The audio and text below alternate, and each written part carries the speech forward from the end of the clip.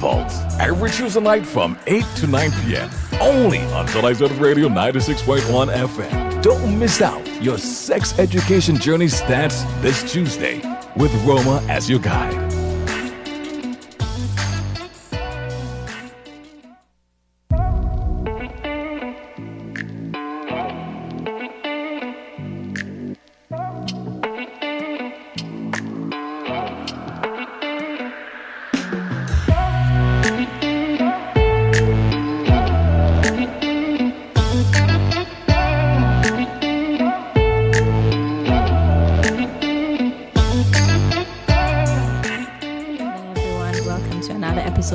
Pulse.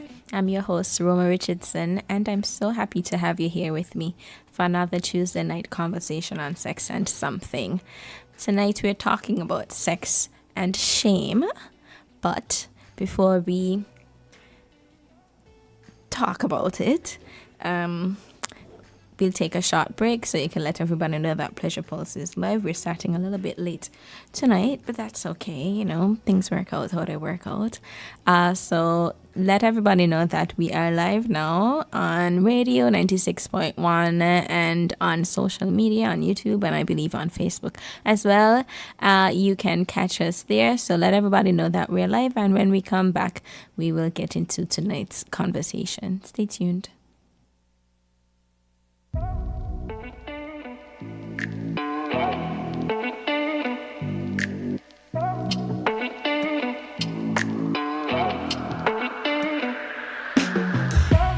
Welcome back to Pleasure Pulse. I'm your host, Roma Richardson, and you're tuned into ZIZ.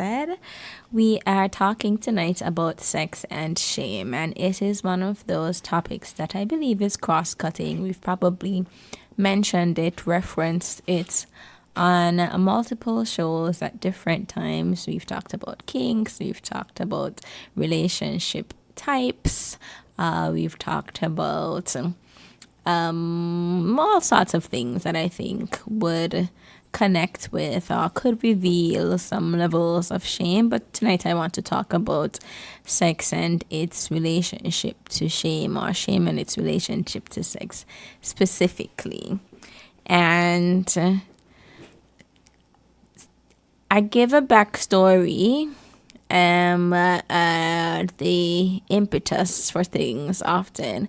I can't say that there was one for this one, but I just was thinking about what we could talk about tonight, and this was something that came to mind specifically. Perhaps it's, sometimes you listen to or you look at a conversation or a video and they're talking about something and you don't immediately remember it. It could have been something like that where it came up in a conversation somewhere, but I wanted to focus on it so that we could get into the process, or at least the beginning, the start of unpacking some of the shame that we have around sex, and so that we can also move towards unlearning and healing and breaking free from that shame. So what is shame when it comes to sex? What is sexual shame?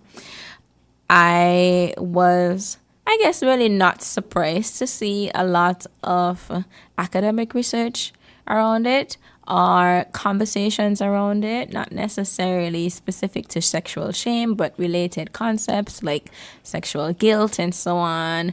There were a couple of TED Talks that I watched about sexual shame, a couple of YouTube videos, some sex educators, many articles focused on sexual shame, probably because for a lot of us, probably most of us, shame has taken up so much room, so much air when it comes to sex.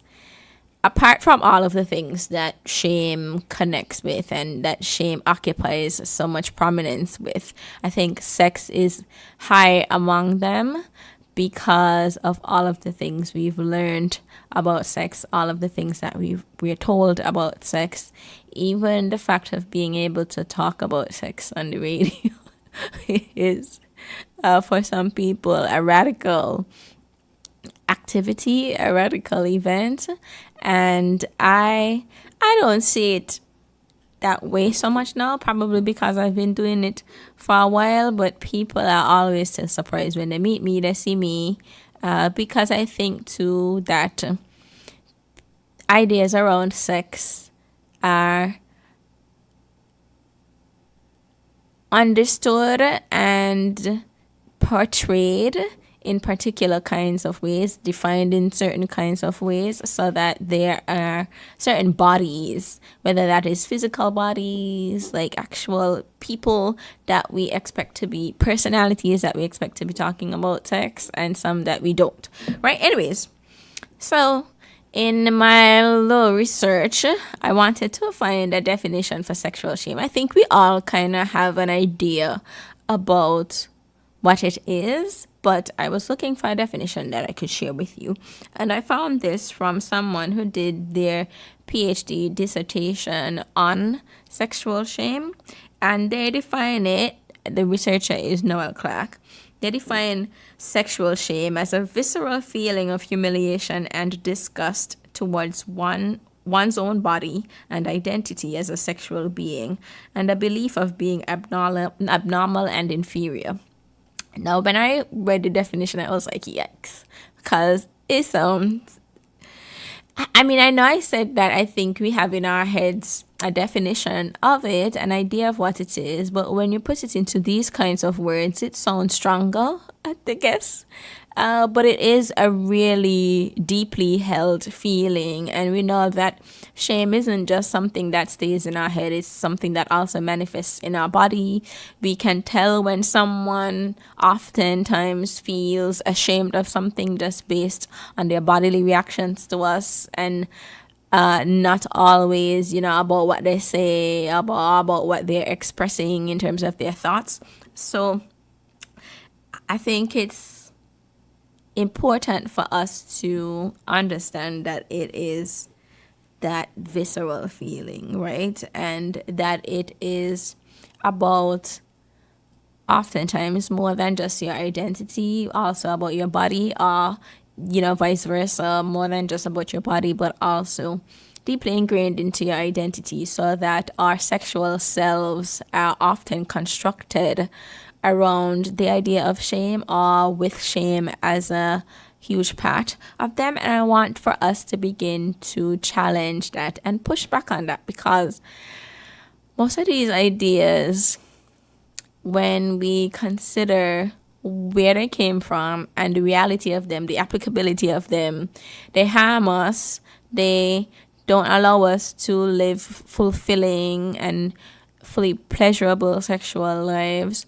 And they really don't serve us, They are from times and spaces where people had certain thoughts about sex or whatever. And it's time, I think, that we can move past those times, move past those ideas to selves that embrace all of our desires, all of our wants, and all of those things. Anyways, so Noel Clark also found that sexual shame began with silence, and their research was with participants from this Christian university. So take it with a grain of salt, but I still thought that it was valuable and applicable to a lot of our realities, a lot of our experiences, especially growing up in societies that profess to be Christian. So sexual shame begins with silence within your family around sex-related topics, and then that silence is compounded by silence that continues in peer relationships, and that happens to avoid further shame while also hearing inaccurate and idealized information about sex from peers. So it's like you don't talk about sex in your home, and then when you come around people your age, whether it is at school, wherever, you tend to receive information that might not be accurate, that might oversell sexual activity or sex. And then because too, like, sex has this general taboo around it, it's even more difficult, or it becomes even more difficult to bring up in conversations with families or with peers, our peer groups, and people as a result turn to other sources for information, and those sources also do not always provide accurate information that reflects people's in real life experiences and people's in real life desires and abilities. So for example, they might turn to things like porn, they might turn to things like religion, or they might receive contradictory messages. Now, let me continue along the line of where that sexual shame comes from. Let me speak more about that. So, as I mentioned, it starts in the family with silence around sex related topics, and also it might also have to do with expressed shame in the family around sex related topics. So the experience of asking a question about sex and being shut down, or being asked back questions, being on the receiving end of assumptions that if you're asking about it, it's because you must be doing it, being called names, and then after that, having certain aspects of your autonomy violated. So then, people might start to, what's the word that I'm looking for? Look more closely at your body, at your behavior, scrutinize certain things that you're saying, you're doing, and so on. So it comes from secrecy and silence in your family, especially spaces where sex is not ever discussed, and discussions around sex are shut down. Questions about sex are shut down. And as I mentioned, that direct scolding where people are punished for asking questions about sex, or people are punished for doing age appropriate, developmentally appropriate things. So we know that when children get to be a certain age, they start to become more curious about their bodies, and that includes things like masturbation. So when we see our children touching themselves, how we respond to that in the moment and after, the messages that we share with them about what they're doing, and also about their own bodies, because I think sometimes we think that people only hear it as a comment on the activity, but it is often received as commentary on the body part, commentary not just on the activity, but on that part of you that brings you pleasure, that feels good when you touch it, interact with it a particular way. So that's very important for us to be mindful about. And curiosity in other ways. Children get to a stage where they realize that they have certain external anatomy, and looking at other people, because we have naked homes sometimes, or your baby, your child, whatever it is, they see that you have your anatomy looks a little different, and so they're curious about that. That curiosity is not responded to in the most helpful way, and that can spill over into other spaces where it can warrant more serious discussions if other people are involved, and so on.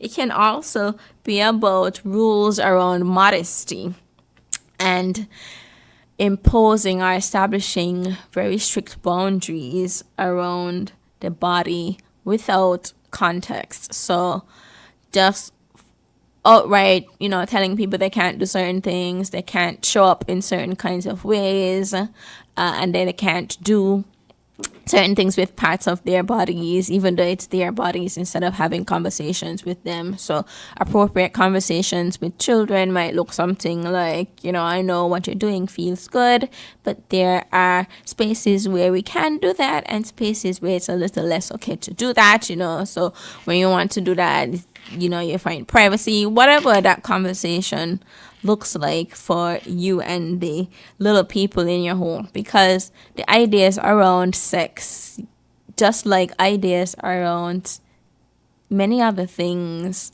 many other lessons that young people learn are learned in those first 5 years. So it's important that we are very intentional about what we are saying to our young people, because those things stay with them and shape how they see their bodies in later years.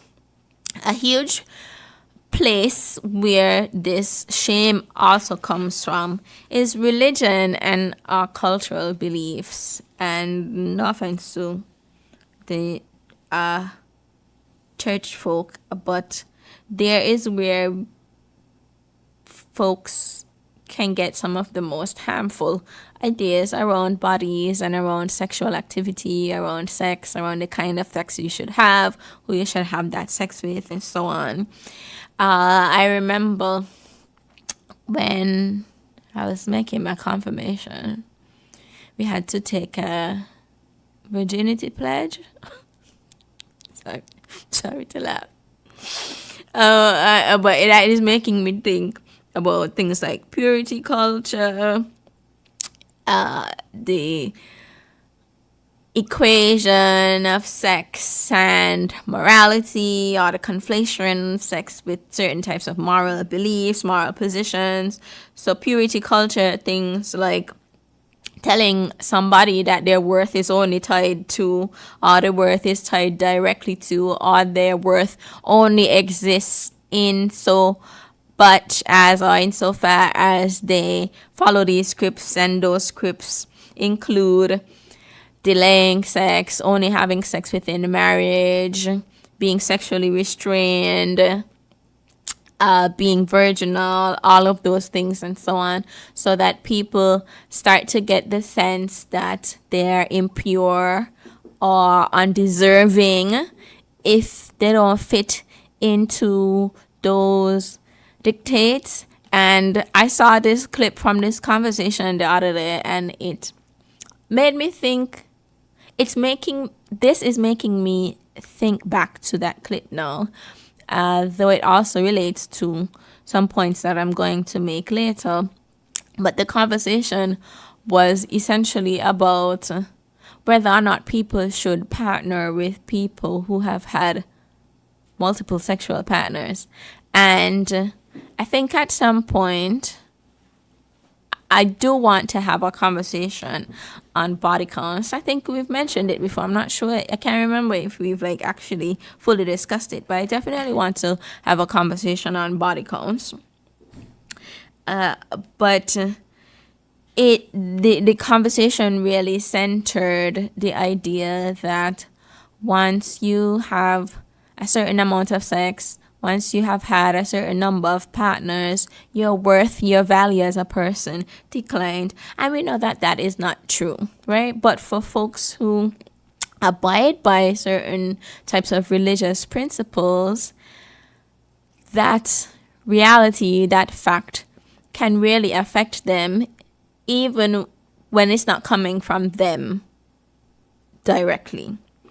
And as I mentioned, religious beliefs around sin and morality, and how there's also appropriate kind of sex, how religion, culture will categorize certain kinds of desires and interests, fantasies as not, I don't say really evil, but not of the Lord, as failures, as people not living up to their Christian expectations, however you want to describe it. We also have within our cultural beliefs the double standards that come out for different genders of people. So the idea that men, for example, can have a lot of sex, can have a lot of partners, but that women cannot, that women are expected to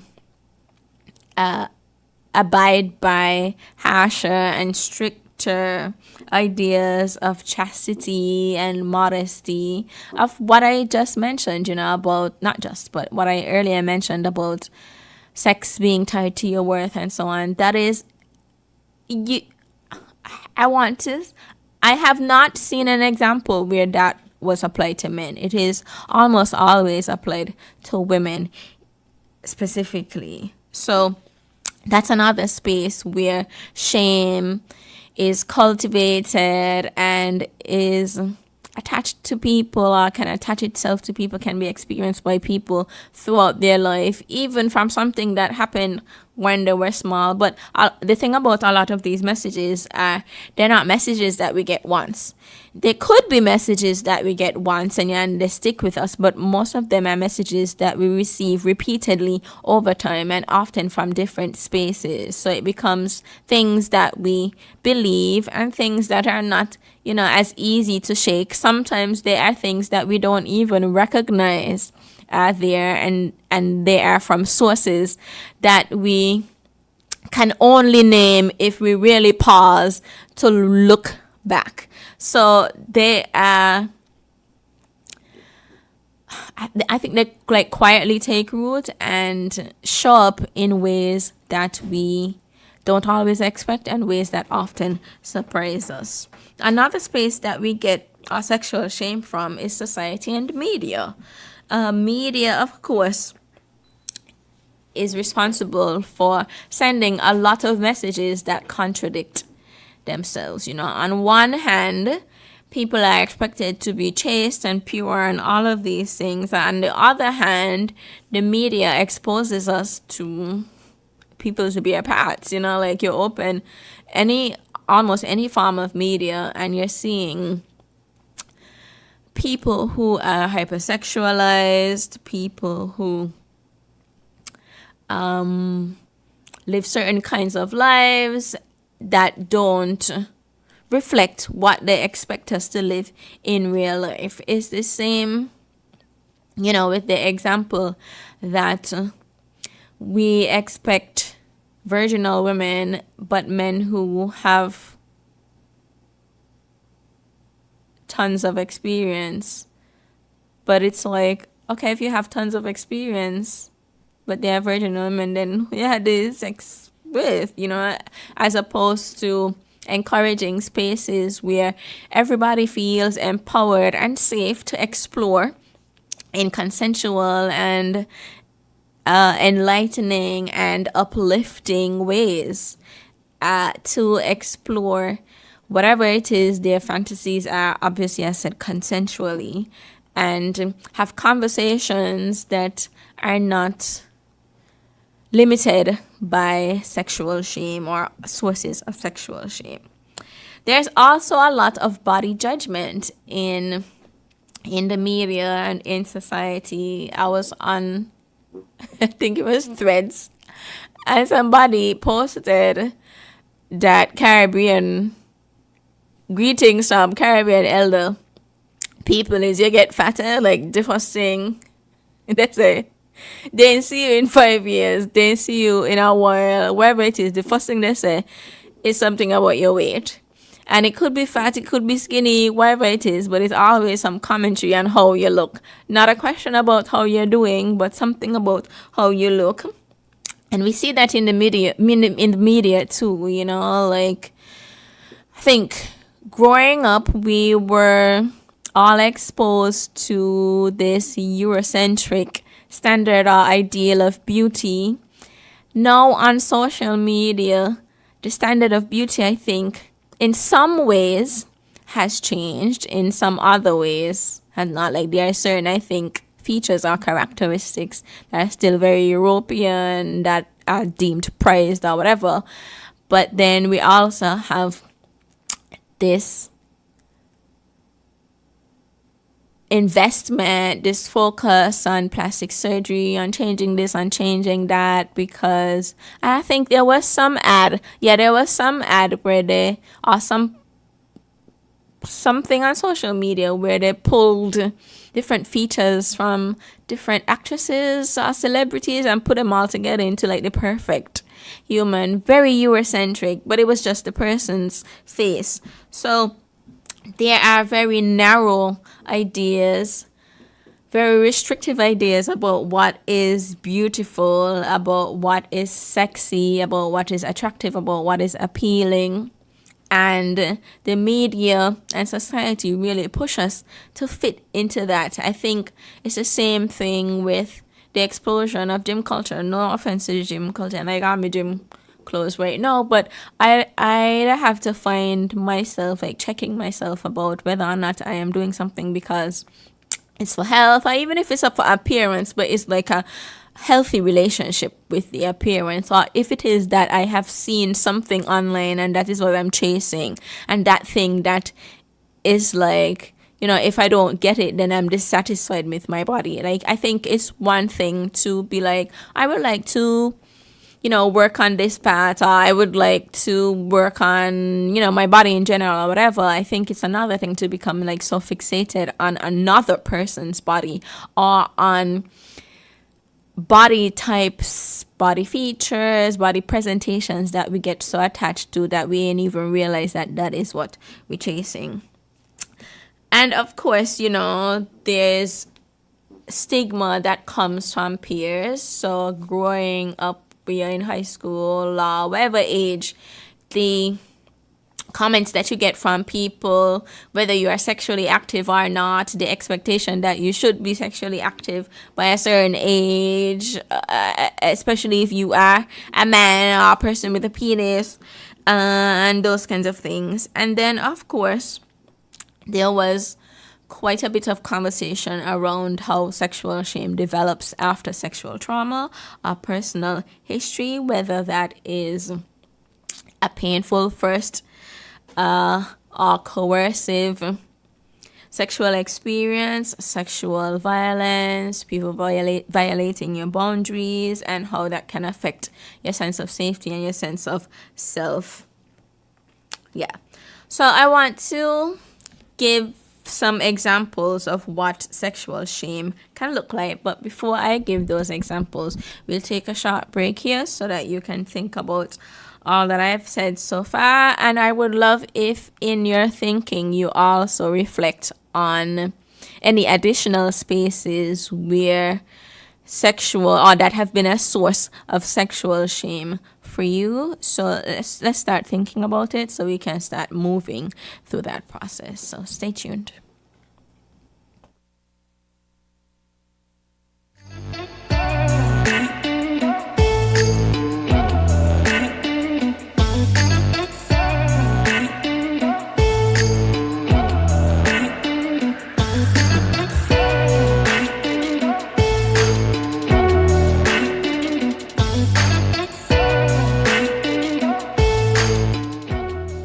To Pleasure Pulse.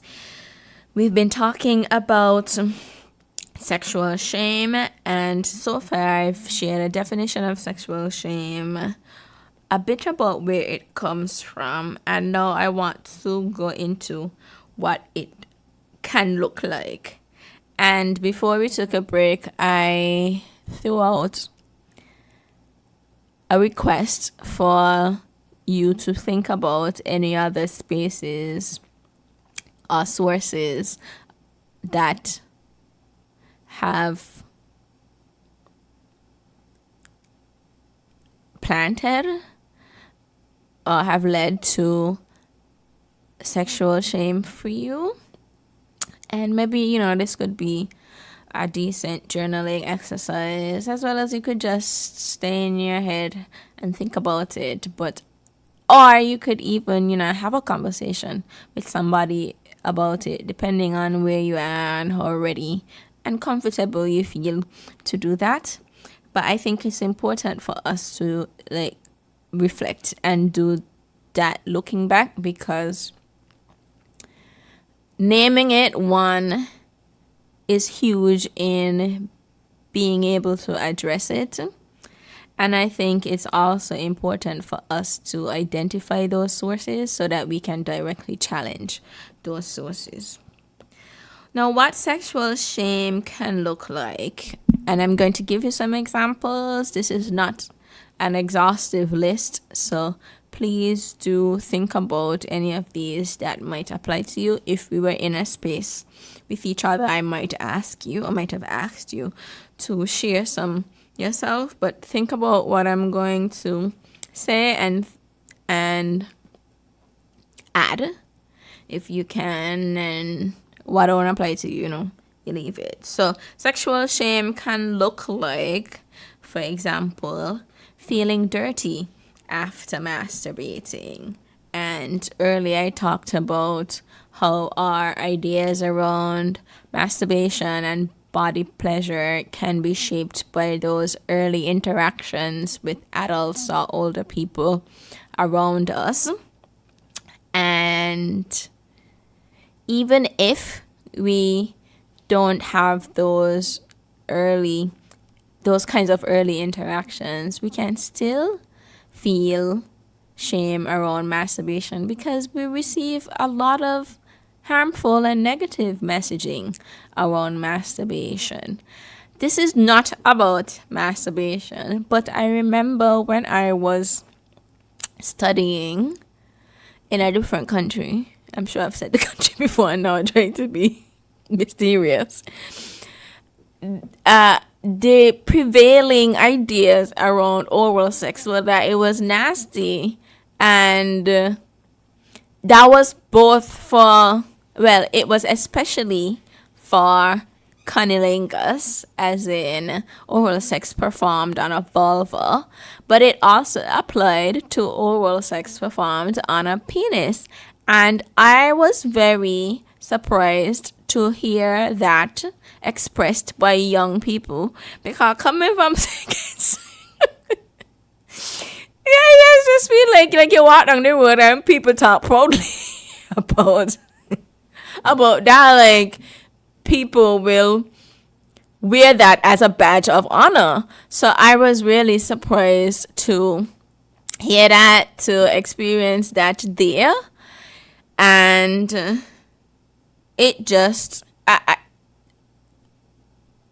you could see the pervasiveness of that attitude, and also imagine the shame for people who were doing it and doing it in secret. I mean, even though you watch videos, you hear music, they're singing about it and men of people and this. I watched a video that was about HPV and oral sex, and the attitudes towards oral sex, they were just, even though, right? So even though my point wasn't about oral sex, I wanted to bring that in because I think it applies that feeling dirty, but especially around your own body. It's important to dig into where those ideas come from, because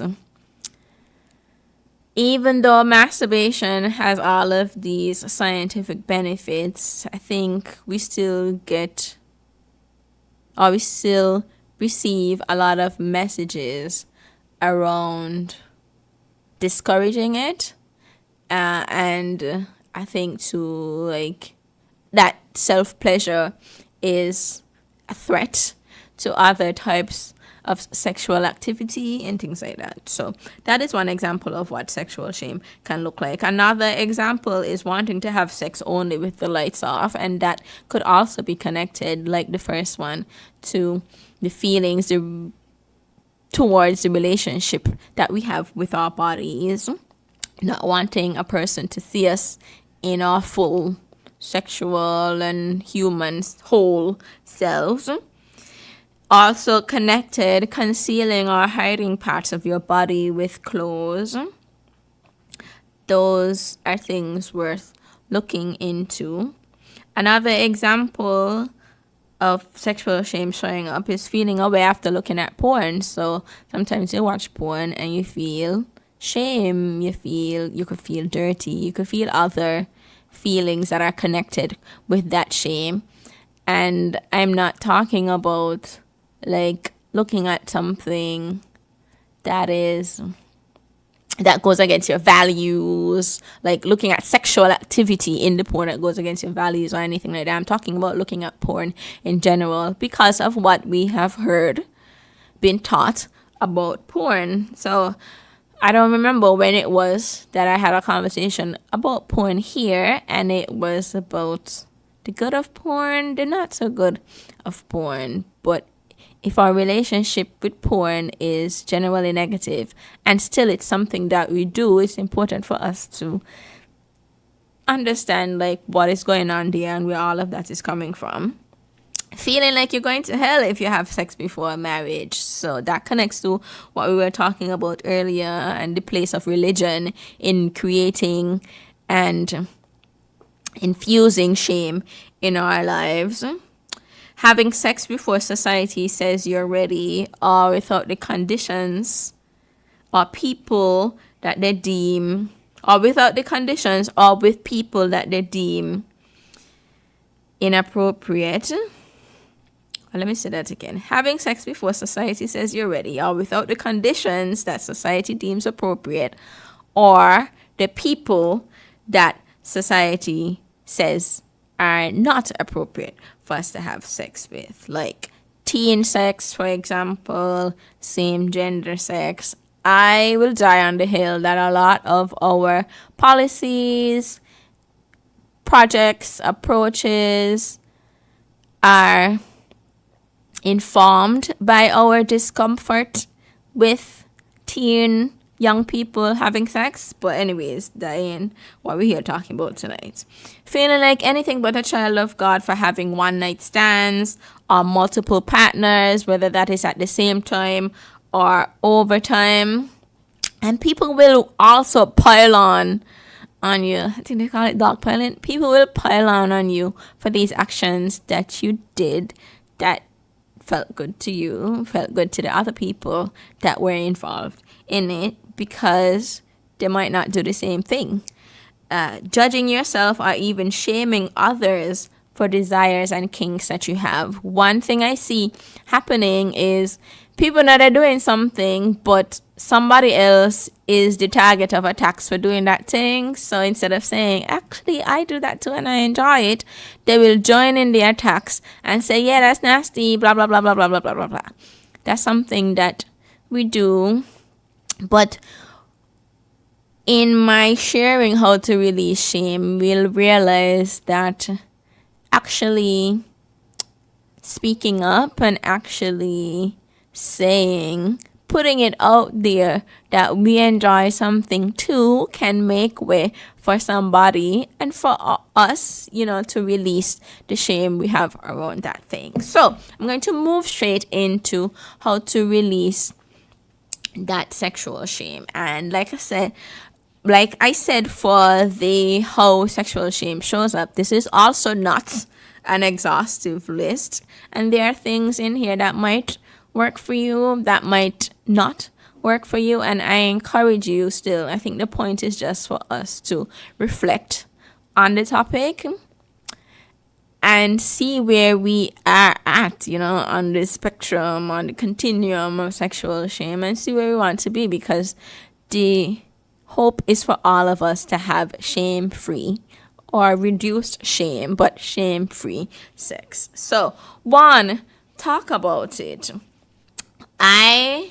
Even though I have this whole sex show, there are certain spaces, certain people with whom I am not 100% talking, 100% comfortable talking about sex. So there is, for me, still too, a lot of shame that I have to work through to get comfortable opening up and being honest about certain things. Like, there was a time I could have asked somebody to do something for me connected to my reproductive health, but I didn't, because I was like, I don't want them to, and I remember years ago too, I needed to go to the doctor for something, and I didn't want to say anything because I didn't want questions to come, this to spark a conversation about this, however. So we also have to think about how this sexual shame is affecting our health, not just our enjoyment of sex, but our ability to live fully healthy, optimum levels, achieve optimum levels of health, whether that is physical health, reproductive health, all of those kinds of things. So talk about it. You can also practice doing the thing that you're ashamed of through small steps. And I have an example of this, which is kind of successful, kind of not successful. There are certain things about me that I am not so comfortable with. And so one of those things, I decided that I was just going to post about it on social media. That was my way of like putting it out there for everybody to see, so that when everybody see me in real life, you don't see it. Ain't a big nothing. It has helped a lot, because I think that since then I've been able to even go out or shop in ways that I would not have before. But it's still a work in progress. So the message in that is also, you don't have to come tomorrow and be like, I'm cured. No more sexual shame or anything like that. These things are all developments that take time, and we can backslide. That's how it is. Really just, but we're going to have moments where even when we work through the thing, process the thing, however we choose to process the thing, it could be with a therapist, it could be with a partner, it could be a friend, could be with ourselves, that we still feel something around the thing. But I think that we can get to a point that even when we feel that, we are still able to push through it. So yeah, practice doing the thing that you're ashamed of through small steps. Talk about sex. So first, when I said talk about it, I mean talk about the thing that you're ashamed about. Talk about the shame, but talk about sex. Like, we don't have enough conversations about sex that are productive. I think we have a lot of conversations around sex that don't center pleasure, don't center the people having sex, are not about having fulfilling sexual experiences, are not about consent, about mutual pleasure, about dynamics, about roles, about gender scripts, about sexual scripts, all of those things. We need to talk about it. Even if you start, like where I said we're not, start there, but get to a point where you are able to learn something about yourself and each other from the conversation, and where you are able to make better decisions and have better sex. Be honest with yourself and with others. But when I going back to the talk about sex, also talk about things like your fantasies, your desires, and that connects to the being honest with yourself and with others. One of the videos that I was watching was talking about how many people with vulvas fake orgasms, and how that means that our partners will never know what helps us to orgasm, as well as other ways that we lie to people and to ourselves about what it is we're really interested in, what really feels good and what really doesn't. Be vulnerable, and we want to take small steps towards that vulnerability as well. Some people might just open the floodgates, lay it all out, but I think it could also be very useful for your safety, for your comfort, and all of those things, to take small steps of vulnerability. So little nuggets here and there that might also feel easier, safer for you to do.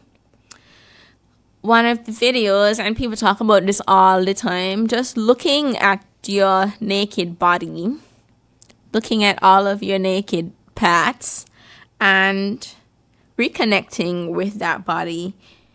For some folks, especially folks who have experienced trauma, it might be necessary, helpful to have that reconnection happen in a controlled or supervised environment, maybe with more like direction, more instructions, and so on.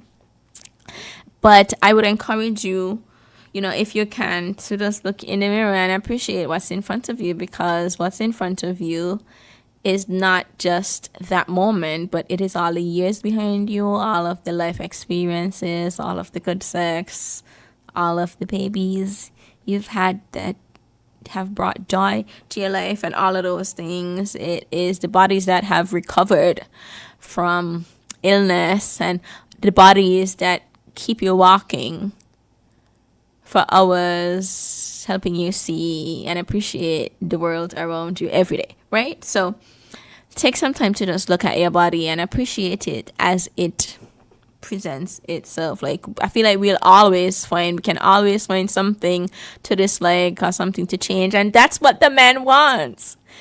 But we have to look at ourselves and appreciate what's in front of us. Understand that what you're feeling about shame is likely not a unique experience. So the things that we feel shame around are probably things that other people feel shame around too. So the examples that I've given you, you're not the only person who has experienced those things, and it is helpful, it can be comforting, it can be useful for our shame release journey to understand that we're not going to anything by ourselves. Like, it is not just us. And it could be too about finding community that shares in that and is honest about their experience of whatever the sexual shame surrounds, whether that is a certain desire, a certain practice, a certain reality, or a certain body. And we'll realize just how prevalent these ideas are. And so that community, that universality, can help us to release that shame and not continue to surround ourselves with people who won't be honest about it and make you feel bad about it. Those two parts go together. I mentioned this earlier, but investigate and evaluate the origin of things we feel shame around. So whether that comes from something that you learned from somebody else that you applied universally, so a rule that maybe somebody shared with you that you decided to apply to every aspect of your life, and think about how that applies or does not apply to your life as you are now and based on your values and what you want, because we are holding on to things that some served us for a time, some never served us. Some were other people's projections, a lot were other people's own shame, right? So it's important for us to start thinking about where we got those ideas from and what was the origin of that message and the origin of that belief. We can also rekindle and reframe pleasure. And like other things, this applies to more than just sex. But there are a lot of things that we enjoy doing that we feel shame around doing, whether that is other people have told us we should feel shame around it, or other people have yucked our yums. Don't yuck people's yum. And sometimes that shame includes feeling it in the moment too. So it's not just feeling it after it happens, but it could be feeling it in the moment to the point that we don't even get to savor the moment. So that could be things like dancing a certain kind of way, like really enjoying a song or a party. I feel like we just see videos of the people who, like, you could tell that is their song because they're going in, but somebody recording them and posted it on the internet and laughing when they were really enjoying themselves there. So now what happens? That person can be like, you know what? I'll continue doing what I'm doing. Or that person can start to feel a lot of shame around it and be like, okay, people are watching me. So I have to change myself to fit with what other people expect or what other people will do, or the limits that other people have placed on their own lives. That could also be wearing certain clothes. So sometimes we are shamed and are told if you are a certain size or if you have a certain body that you shouldn't wear certain things. Or eating certain things. So right now I'm trying to get a little meal, and if I say it to certain kinds of people in the fitness community, they might be like, you shouldn't be eating that because exercising every day. I see something about why you shouldn't be eating. And of course, health aside, but even health not aside, because we let people enjoy things.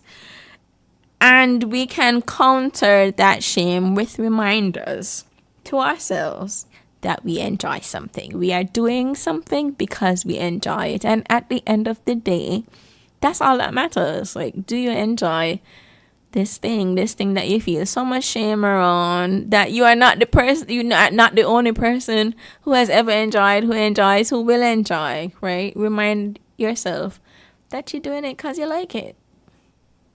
That's it.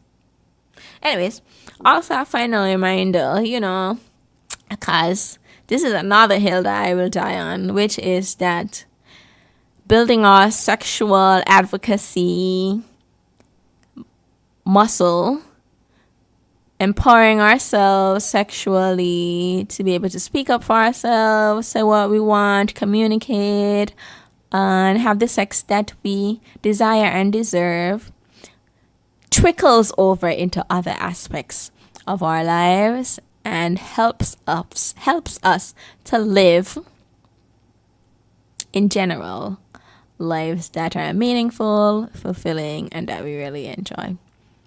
We are at time. I will leave you there with that final note about why we should start thinking about these things. And I will just encourage you to talk about it, think about it, see what comes up for you. Next week, Tuesday, is a holiday, I think. So we won't see each other. I think next week, Tuesday, is a holiday. We won't see each other, but I will see you all the following Tuesday. If you see me next week, I was wrong. Sue me. As usual, I'm going to wish you a pleasurable evening and say goodnight to you.